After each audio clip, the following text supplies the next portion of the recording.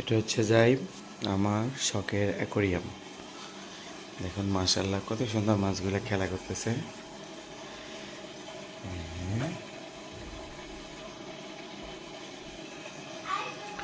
Lighting করার কারণে সবুজ গাছপালা, ঘাস, এই যে ঘাস জন্মেছে অনেকগুলো মাশাআল্লাহ।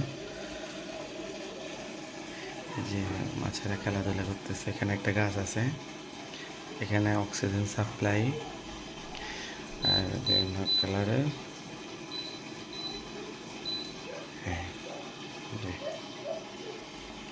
সুন্দর খেলা করতেছে।